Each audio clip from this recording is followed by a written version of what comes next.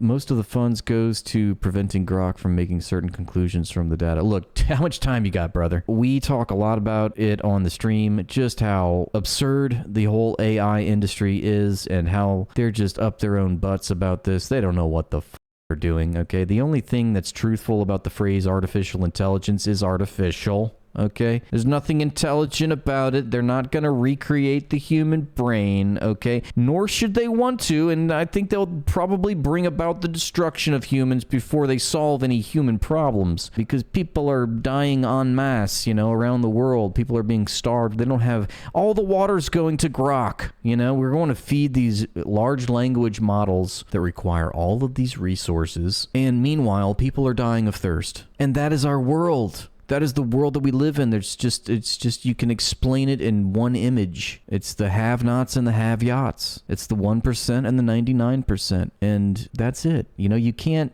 have billionaires without also necessarily having an impoverished majority class of people that they've exploited to accrue that wealth, because the world is finite, okay? You can't have a system based on infinite accumulation of resources in a world of finite resources, you know? And people gotta eat at the end of the day, at the beginning of the day too, all throughout the day. You need food. You have consumption capacities and habits, and you know, you require things to live. And to paywall that is gross, especially when it's paywalled by people that are lazy and they don't produce anything in society. They're just living off the government dole, these fucking capitalists. Can you believe it? And they say that about socialists. This is exactly what capitalists are. That's why people say capitalism is socialism for the rich, which I have a bone to pick with that phrase, but I also think that it's a good way to cut through the noise and you know, reveal the hypocrisy of capitalism, because it's far more true to hold all of these critiques and criticisms up to the prevailing mode of production that is actually relevant to our society today, and it has been for 400 years, and that would be capitalism with a capital C. It's the air that we breathe. It defines all of our social relations. It defines all of our interactions. It creates the relations to people. It defines all social life, you know, it defines all political life. I mean, that's why we all have to go back to the economy. Every time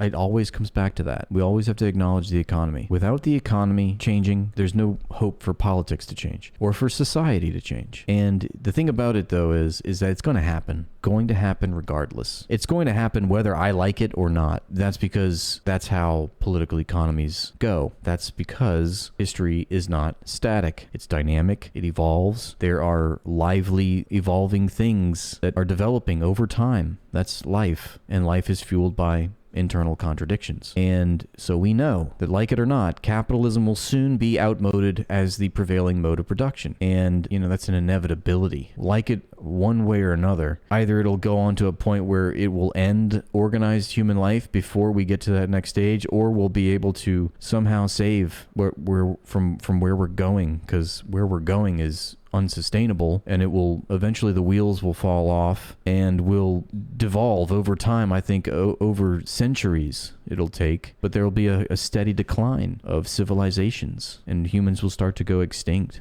It's all because we're not taking care of what we have now, and it's all because of capitalism. It's all because of who we've let and allowed to gain power, and what ideas these people have that take foot in our society, that take hold. And, you know, I just think it's going to happen regardless, okay? It's either going to be the end of organized human life, or it's going to be a healthy transition to socialism. But either way, capitalism is going to die. I'm not a doomer, though. I wouldn't say that I'm a doomer. I'm just saying, I'm just recognizing that there are two roads, and there are two cups, and there's one girl to that two cups. Or maybe it's two girls, one cup.